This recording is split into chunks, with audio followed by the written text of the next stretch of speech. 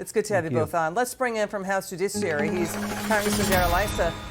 You know, Congressman, it's good to have you on again. Does this Biden White House understand and hear the things like New York City mayor saying you're destroying New York, inundating us with your border crisis and illegal immigrants?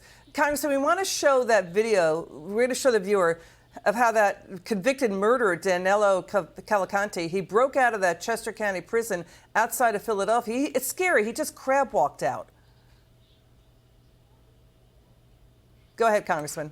That's pretty amazing.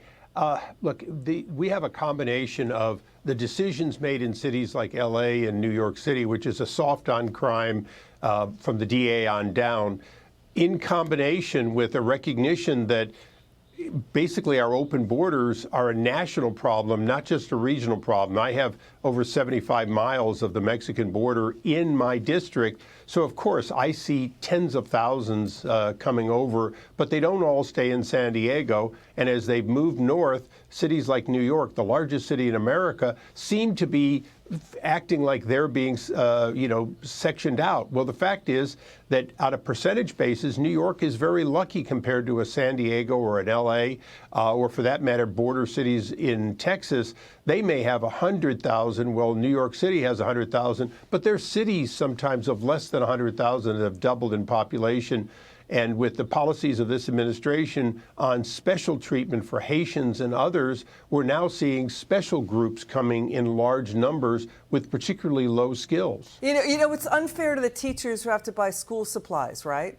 Who have to now, on their own, they've got to hire interpreters to deal with illegal immigrants coming in. Yes, we're an open-hearted nation, but what this Biden White House is doing to U.S. cities is abhorrent. We've got NBC, AP reporting already nationwide there's a police shortage. In D.C., where you work, police are still looking for a homicide suspect, Christopher Haynes, who escaped from George Washington University Hospital. But the thing is, Congressman, Axios is saying the Biden White House says, you know what, your demands from blue states like Illinois, New Jersey, New York, it's just, quote, political posturing, Congressman. That's what the White House attitude is. Well, they can ignore their own base of voters, but they do so at their own peril. These mayors are not popping up and complaining about not being able to deal with the influx of people, as you said, often with no English language skills. They're not doing it for political purposes, except recognizing that as a canary in the coal mine, that this bodes poorly for this administration being able to win those urban centers that they need so badly. The fact is, people are not happy. If you're an American citizen or an American legal immigrant or even a historic illegal immigrant, you are now competing against a whole influx of people that this administration has chosen to bring in far in excess of the capacity to help them. Yeah, so here's the thing. We got the Biden White House. The news is they're advising cities and states like Chicago and New Jersey put illegal immigrants inside airports. They're sleeping on police station floors in Chicago. Let's watch New York City Mayor Eric Adams. You know who he's sounding like? Eric Adams is sounding a lot like Trump here. Watch. This issue will destroy New York City. Destroy New York City. We're getting 10,000 migrants a month. One time we were just getting Venezuela.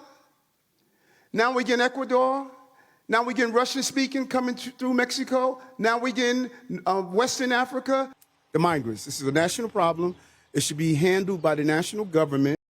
Yeah, but the Biden White House is saying you're on your own. Well, it is amazing that when they say it's a national problem, yes, it's a national problem. It's also a global disgrace. We have welcomed immigrants for a very long time to this country, but we do so with sponsorship and with a process. These immigrants are coming in, and the organizations that say they're welcoming them and sponsoring them are reaching to the government saying, we'll sponsor them if you pay for it. And it far outstrips Congress or the American people's willingness to do so. Right now, we have Afghans and other legitimate people who are in terror for their lives that can't get in and are waiting in camps around the world, and that's got to stop. We've got to prioritize the way we used to. Got it. Congressman Issa, thanks for joining us. Thank you.